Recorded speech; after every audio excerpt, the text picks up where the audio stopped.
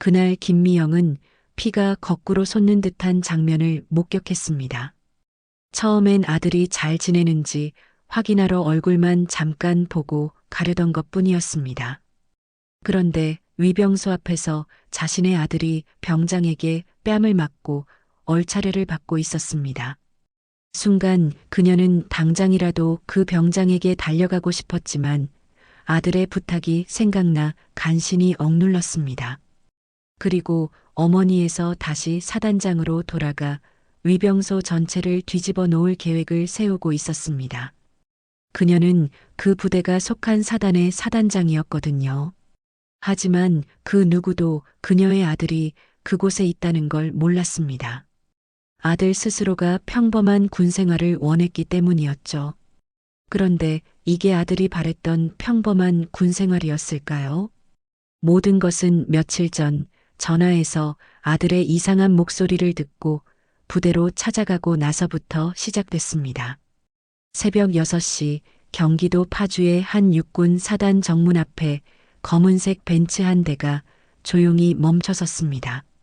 차에서 내린 여성은 40대 후반으로 보이는 단정한 인상이었습니다. 군복이 아닌 평범한 회색 코트 차림에 작은 서류 가방만 들고 있었죠. 어떻게 오셨습니까? 정문을 지키던 이병이 정중하게 물었습니다. 새벽 시간이라 방문객이 드문 때였거든요. 아들 면회 왔습니다. 여성의 목소리는 차분했지만 어딘가 단호한 느낌이 있었습니다. 신분증 확인 좀 부탁드리겠습니다. 이병이 예의를 갖춰 말하자 여성은 망설임 없이 지갑에서 신분증을 꺼냈습니다.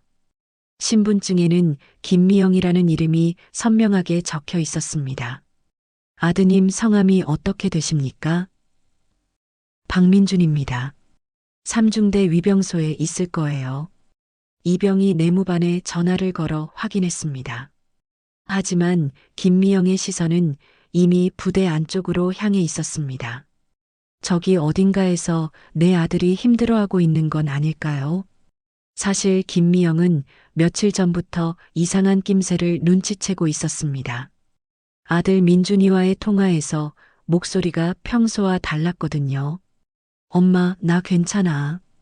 위병소 근무가 좀 빡세긴 한데 별일 없어.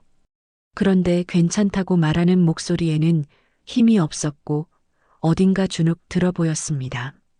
김미영은 오랜 군생활 경험으로 이런 미묘한 변화를 놓치지 않았습니다. 게다가 상대방이 자신의 아들이라면 더더욱 알 수 있었죠.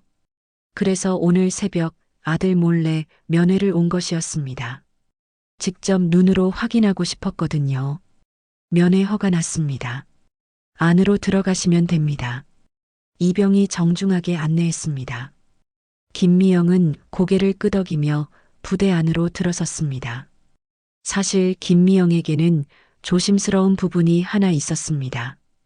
그녀는 현재 이 부대가 소속한 사단의 사단장이었거든요. 5개월 전 민준이가 입대를 앞두고 있을 때였습니다. 엄마, 나 평범하게 군 생활하고 싶어. 엄마가 사단장이라고 특혜받고 싶지 않고 그냥 다른 애들이랑 똑같이 하고 싶어. 이번 기회에 소심한 내 성격도 이겨내고 싶기도 하고. 김미영도 아들의 마음을 이해했습니다. 평범한 군 생활을 통해 성장하고 싶다는 아들이 대견하기까지 했습니다.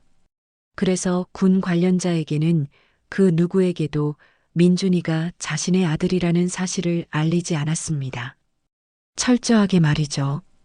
김미영은 차에서 내려 부대 안으로 들어갔습니다. 삼중대 위병소 방향으로 걸어가면서 주변을 자연스럽게 둘러봤죠. 사단장으로서 수없이 봤던 풍경이지만 오늘은 왠지 다르게 느껴졌습니다. 새벽 교대 시간이라 여러 병사들이 움직이고 있었습니다. 위병소 근처로 다가가자 멀리서 익숙한 목소리가 들렸습니다. 야, 박민준. 또 졸았어? 미쳤냐? 김미영의 발걸음이 멈췄습니다. 그 방향을 조심스럽게 바라보니 한 병사가 위병소 앞에서 얼차례를 받고 있었습니다. 머리를 숙이고 있어서 얼굴은 보이지 않았지만 김미영은 직감적으로 알 수 있었습니다. 그게 자신의 아들이라는 것을 말이죠. 야, 대답 안 해? 귀 먹었냐? 병장 계급장을 단 병사가 얼차려 받고 있는 병사의 어깨를 발로 거칠게 밀었습니다. 옆에서는 상병 한 명이 팔짱을 낀 채 비웃듯 지켜보고 있었죠. 김미영의 표정이 일그러졌고 손은 주먹으로 움켜졌습니다. 20년 넘는 군 생활 동안 이런 분노를 느껴본 적이 없었습니다. 하지만 그녀는 곧바로 달려가지 않았습니다. 대신 몸을 숨기고 상황을 지켜봤죠. 죄송합니다. 이 병장님. 정말 죄송합니다. 고개를 숙인 채 간신히 들리는 목소리. 그 목소리는 다시 들어도 분명 자신의 아들 민준이었습니다. 죄송하다고 군 생활 끝나냐? 근무 중에 졸면 어떻게 되는지 몰라? 그 병장이 소리를 지르자 주변에 있던 다른 병사들도 시선을 돌렸습니다. 하지만 아무도 말리지 않았죠. 오히려 당연하다는 듯 지켜보고 있었습니다.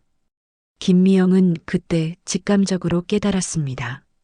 이런 일이 하루 이틀 있었던 게 아니라는 것을 말이죠. 그리고 아들이 전화에서 보인 침울한 느낌도 이 때문이었다는 것을요. 다음에 또 이러기만 해봐라. 병장이 마지막으로 한마디 더하고는 위병소 안으로 들어갔습니다. 상병도 따라 들어가면서 민준이를 한 번 더 째려봤죠. 민준이는 한참 동안 엎드려 뻗쳐 있다가 천천히 일어났습니다. 그리고 고개를 들었을 때 김미영은 아들의 표정을 똑똑히 볼 수 있었습니다. 평소 밝던 얼굴은 어디에도 없었습니다.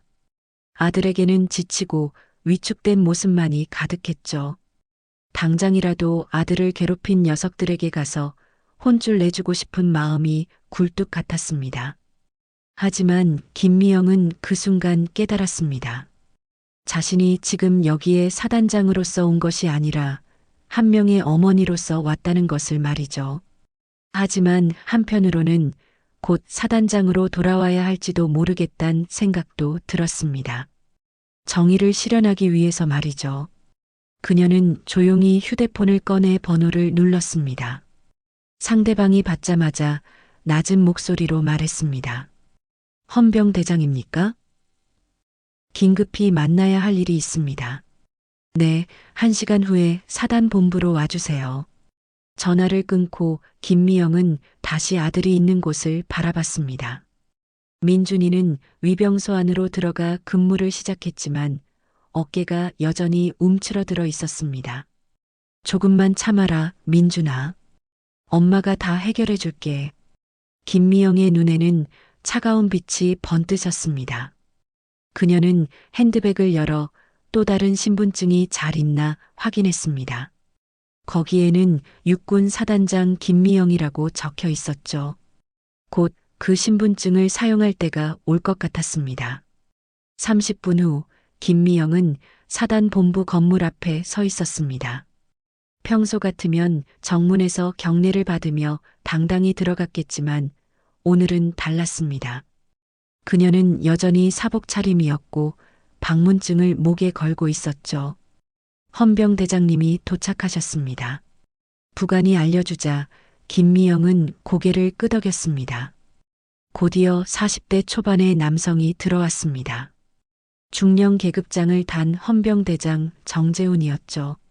사단장님, 무슨 일이시길래 이렇게 급하게. 정재훈이 말을 하다가 멈췄습니다. 김미영의 표정이 평소와 완전히 달랐거든요. 앉으세요. 할 얘기가 있어요. 김미영의 목소리에는 억눌린 분노가 깔려 있었습니다. 삼중대 위병소 상황 보고받은 적 있나요? 삼중대 위병소요? 특별한 문제 제기는 없었는데요. 정재훈이 당황하며 대답했습니다. 문제 제기가 없었다고요? 김미영이 찬찬히 물었습니다. 그럼 선임병들이 후임을 괴롭히는 건 문제가 아닌가요? 근무 중에 폭언을 하고 얼차려를 시키는 게 정상인가요? 정재훈의 얼굴이 굳어졌습니다. 혹시 구체적인 제보를 받으신 건가요? 제보가 아니라 제가 직접 봤어요. 김미영이 단호하게 말했습니다. 오늘 새벽 6시경에 삼중대 위병소 앞에서요. 정재훈이 깜짝 놀랐습니다.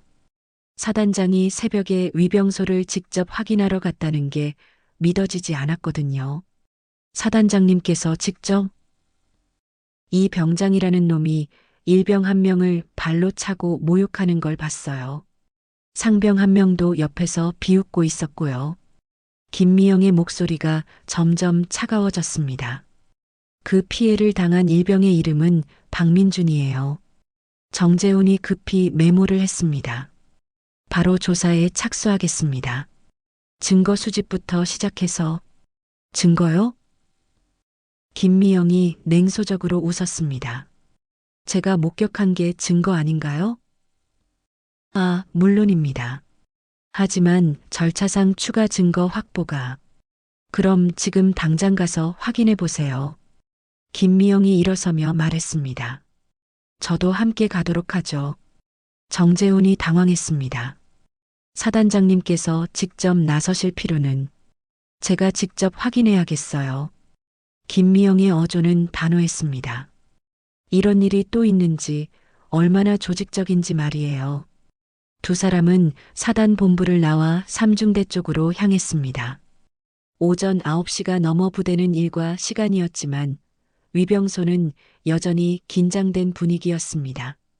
위병소 근처에 도착하자 김미영은 정재훈에게 손짓했습니다. 저기서 지켜봐요. 제가 먼저 상황을 파악해 볼게요. 김미영이 위병소 쪽으로 다가가자 익숙한 목소리들이 다시 들렸습니다. 야, 박민준. 왜 이렇게 멍 때리고 있어? 아, 죄송합니다. 민준이의 목소리였습니다. 여전히 주눅 들어 있었죠. 죄송하다고다냐?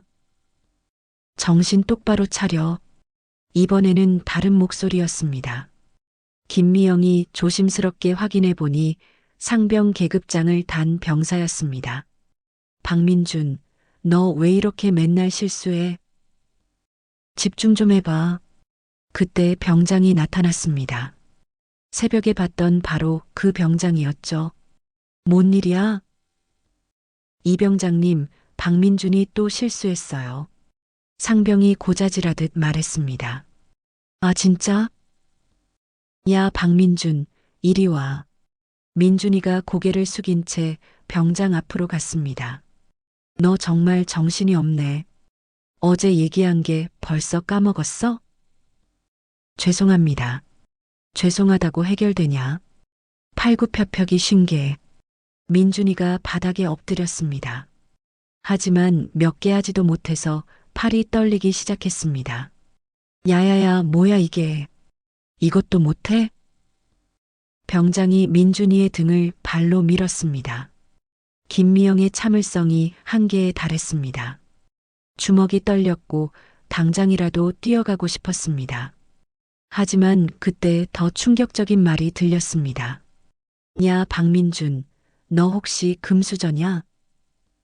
상병이 비아냥거리며 물었습니다. 왜 이렇게 약해 빠졌어? 군대를 어떻게 왔냐? 아닙니다. 저희 집은 그냥 평범합니다. 민준이가 간신히 대답했습니다. 평범하다고? 근데 왜 이렇게 나약해? 아무리 봐도 곱게 자란 것 같은데. 병장도 끼어들었습니다. 뭐 이렇게 허약한 게 여기 와가지고. 근데 중대장이 너를 유독 챙겨주는 듯 보이던데. 정말 빽 있는 거 아니야? 아닙니다. 그런 사실 없습니다. 민준이의 목소리가 떨렸습니다. 하긴 빽 있으면 군대를 왜 왔겠어. 어쨌든 정신 똑바로 차려. 병장이 위협적으로 말하고는 위병소 안으로 들어갔습니다. 상병도 따라 들어가면서 민준이를 째려봤죠. 민준이는 혼자 남아서 팔굽혀펴기를 계속했습니다. 하지만 힘이 없어서 제대로 되지 않았죠. 김미영이 정재훈에게로 돌아왔습니다. 그녀의 얼굴은 분노로 일그러져 있었습니다. 보셨죠? 네, 확실히 문제가 심각합니다. 정재훈도 충격을 받은 표정이었습니다. 저건 단순히 군기 잡기를 위한 행동이 아니에요. 그냥 괴롭힘이고 가혹행위죠. 김미영이 이를 악물며 말했습니다. 그리고 저 아이가 뭔가 숨기고 있다고 의심하고 있어요. 이건 더 위험해질 수 있어요. 정재훈이 고개를 끄덕였습니다. 즉시 수사에 착수하겠습니다. 관련자들 소환해서. 잠깐요. 김미영이 정재훈을 멈춰 세웠습니다. 성급하게 움직이면 안 돼요. 저들이 눈치채면 증거를 인멸할 수도 있어요. 그녀의 목소리에는 깊은 고민이 묻어났습니다. 좀 더 신중하게 접근해야겠어요. 일단 며칠 더 관찰하면서 증거를 확보하고. 하지만 김미영의 마음 한편에서는 다른 목소리가 들렸습니다. 며칠을 더 기다려. 그동안 민준이가 또 얼마나 고생할 텐데. 어머니로서의 마음과 사단장으로서의 이성이 충돌하고 있었습니다. 사단장님?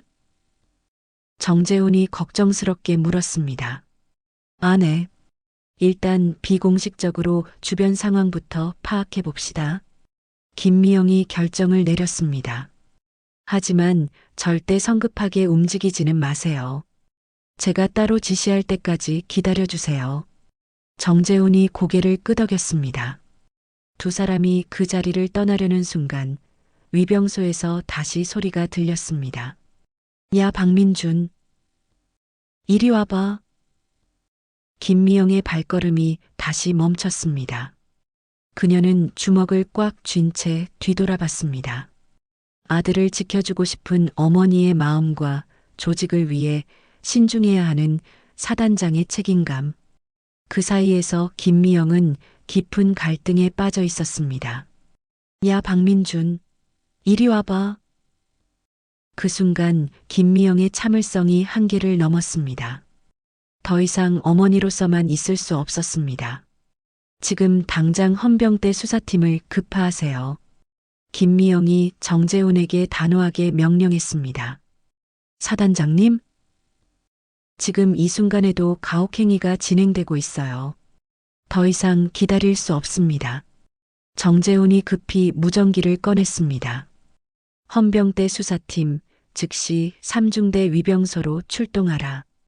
현행범 체포 준비하고. 무전기 너머로 대답이 들렸습니다. 수사팀 출동합니다. 5분 내 도착 예정. 그 사이 위병소에서는 상황이 더욱 악화되고 있었습니다. 야, 박민준, 너 진짜 이상해. 뭔가 숨기는 거 있지? 병장이 민준이를 다시 불러내고 있었습니다. 아닙니다. 정말 아무것도. 거짓말하지 마. 중대장이 너만 특별히 챙기는 이유가 뭐야? 민준이가 말없이 고개를 숙였습니다. 대답 안 해? 병장이 민준이의 뺨을 손바닥으로 때렸습니다. 바로 그때였습니다. 거기 멈춰. 김미영이 위병소 쪽으로 걸어 나왔습니다. 하지만 여전히 사복 차림이었죠. 누구세요? 병장이 당황하며 물었습니다. 박민준 어머니입니다. 김미영의 목소리는 차분했지만 분노가 담겨 있었습니다. 어머니라고요? 면회 시간도 아닌데 왜 여기 계세요? 상병이 어리둥절해했습니다. 제 아들이 폭행당하는 걸 보고 있을 수는 없어서요. 김미영이 한 걸음씩 다가갔습니다. 폭행이라뇨? 이건 정당한 군기잡기. 군기잡기가 얼굴을 때리는 건가요? 김미영의 질문에 병장이 말문이 막혔습니다. 민준아. 김미영이 아들을 바라봤습니다. 괜찮니? 민준이가 어머니를 보고 깜짝 놀랐습니다. 엄마. 왜 여기? 내가 걱정돼서 왔단다. 그때 헌병대 수사팀이 도착했습니다. 수사관 3명이 위병소로 다가왔죠. 헌병대 수사팀입니다. 뭐야 이게? 병장이 당황했습니다. 신고 접수된 가혹행위 사건 조사차 왔습니다. 수사관이 말했습니다. 가혹행위? 누가 신고를? 그때 정재훈이 나타났습니다. 제가 신고했습니다. 헌병대장 정재훈 중령입니다. 병장과 상병의 얼굴이 하얗게 질렸습니다. 중령님께서 직접? 방금 전 가혹행위 현장을 목격했습니다. 이병장, 박상병 체포합니다. 수사관들이 움직였습니다. 잠깐요. 이건 오해입니다. 병장이 소리쳤습니다. 오해가 아닙니다. 이때 김미영이 입을 열었습니다. 저도 목격자입니다. 그녀가 핸드백에서 신분증을 꺼냈습니다. 육군 사단장 김미영입니다. 순간 모든 사람들이 얼어붙었습니다. 사단장님? 병장이 믿을 수 없다는 듯 말했습니다. 내가 지금까지 괴롭혔던 박민준 일병. 그 아이는 제 아들입니다. 김미영의 말에 주변이 완전히 조용해졌습니다. 민준이도 충격을 받은 표정이었습니다. 엄마가 사단장이라는 건 알았지만 이렇게 될 줄은. 미안하다, 민준아. 더 일찍 알았어야 했는데. 김미영이 아들에게 말했습니다. 사단장님, 저희는 몰랐습니다. 병장이 떨리는 목소리로 말했습니다. 몰랐다고요? 김미영의 목소리가 차가워졌습니다. 그럼 사단장의 아들이 아니었다면 괴롭혀도 되는 건가요? 아닙니다. 모든 병사는 누구의 아들이든 소중한 존재입니다. 계급이나 배경에 관계없이요. 김미영이 위엄 있게 말했습니다. 이병장 이재민, 박상병 민수, 가혹행위 혐의로 체포합니다. 수사관들이 수갑을 채웠습니다. 사단장님 용서해 주세요. 다시는 이런 일. 용서는 피해자들이 결정할 일입니다. 김미영이 단호하게 말했습니다. 그리고 이건 개인적인 감정이 아닙니다. 군 기강 확립을 위한 정당한 처리입니다. 체포된 2명이 헌병대 차량으로 끌려갔습니다. 김미영이 아들에게 다가갔습니다. 민준아, 정말 미안하다. 내가 평범하게 군 생활하고 싶다는 마음을 존중했지만 이런 일까지 감수하게 할 생각은 없었어. 민준이가 고개를 들었습니다. 엄마, 고마워요. 처음엔 원망스러웠는데 지금은 정말 고마워요. 너도 잘 견뎠구나. 김미영이 아들의 어깨에 손을 올렸습니다. 그때 정재훈이 다가왔습니다. 사단장님, 후속 조치는 어떻게 하시겠습니까? 3중대 전체 가혹행위 실태 조사를 실시하세요. 그리고 위병소 운영 체계 전면 재검토. 김미영이 지시했습니다. 또한 군검찰에 사건을 이송하여 군사법 처리를 진행하고 국정감사 자료로도 제출할 예정입니다. 정재훈이 고개를 끄덕였습니다. 전 사단에 긴급 지시를 내리겠습니다. 인권 교육 강화와 가혹행위 신고 체계 개선을. 김미영이 마지막으로 주변 병사들을 바라봤습니다. 여러분, 강한 군대는 약한 병사를 괴롭히는 곳이 아닙니다. 서로를 지켜주는 곳입니다. 병사들이 고개를 끄덕였습니다. 앞으로 이런 일이 다시는 일어나지 않도록 할 것입니다. 김미영이 민준이와 함께 그 자리를 떠나려 했습니다. 사단장님, 한 병사가 소리쳤습니다. 저희도 죄송했습니다. 말리지 못해서. 이제라도 용기 내주어서 고맙습니다. 김미영이 따뜻하게 대답했습니다. 서로 지켜주는 것이 진짜 전우회입니다. 며칠 후 사건의 여파가 계속되었습니다. 뉴스 속보. 육군 모사단에서 발생한 가혹행위 사건이 파문을 일으키고 있습니다. 사단장이 직접 목격한 이 사건으로 군 인권 정책 전반이 재검토될 예정입니다. 국방부 장관님, 이번 사건의 재발 방지 대책은 무엇입니까? 정군 인권 교육을 강화하고 익명신고 시스템을 구축하겠습니다. 군검찰청은 가혹행위 가해자 2명에 대해 군사법원 재판에 회부하기로 결정했습니다. 김미영은 사단장실에서 이 모든 보도를 지켜보고 있었습니다. 문득 민준이에게서 문자가 왔습니다. 엄마, 요즘 부대 분위기가 많이 좋아졌어요. 다들 서로 챙겨주고 있어요. 엄마가 자랑스러워요. 김미영이 작게 미소를 지었습니다. 그날 그녀는 한 명의 어머니로 시작해서 사단장으로 돌아왔습니다. 그리고 진정한 변화를 만들어냈습니다. 군복을 벗었다가 다시 입은 그날. 그것은 단순한 개인적 복수가 아닌 정의의 실현이었습니다. 3개월 후, 김미영은 사단장실에서 원래 보고서를 검토하고 있었습니다. 책상 위에는 부대 내 인권 개선 현황 보고서가 놓여 있었죠. 사단장님, 3중대 위병소 현황 보고드립니다. 정재훈 헌병대장이 들어왔습니다. 어떤가요? 완전히 달라졌습니다. 새로 부임한 부사관들이 멘토링 시스템을 도입했고요. 정재훈이 보고서를 펼쳤습니다.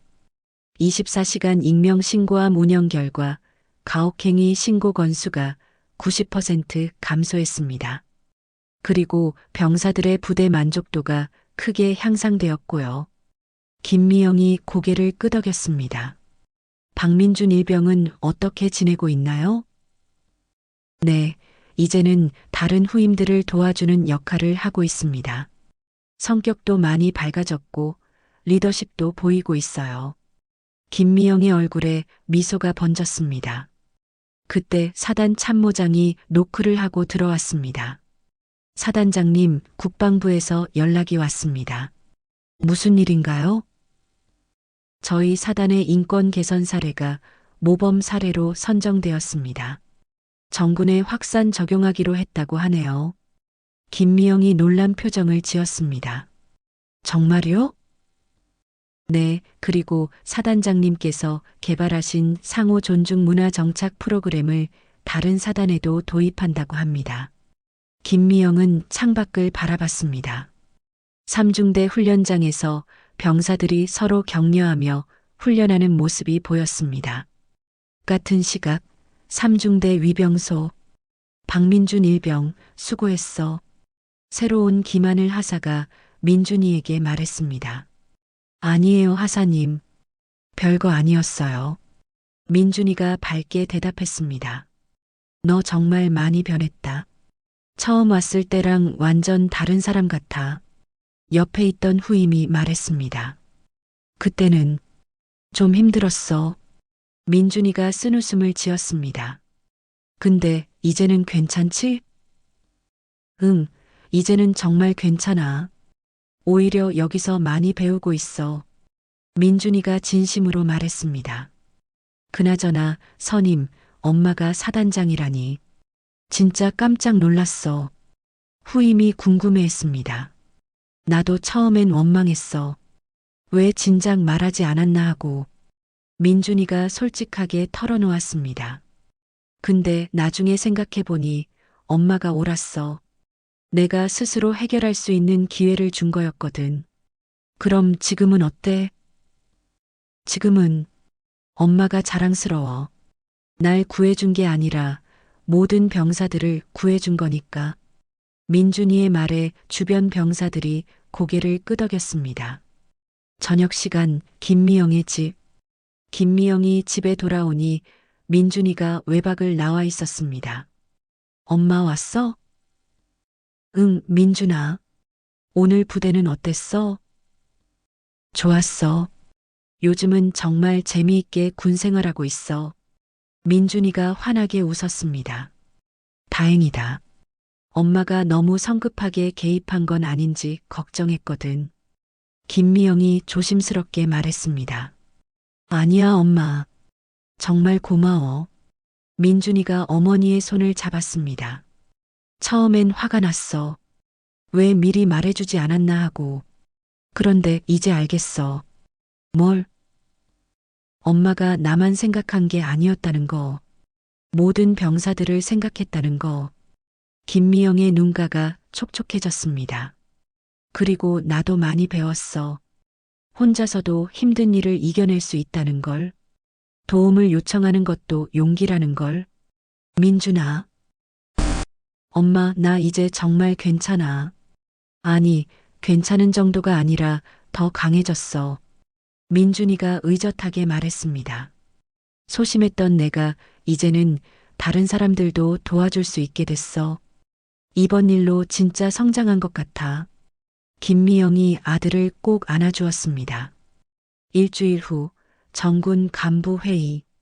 김미영 사단장님, 국방부 장관이 김미영을 호명했습니다. 네, 장관님. 이번 인권 개선 사례 발표 부탁드립니다. 김미영이 단상에 올라섰습니다.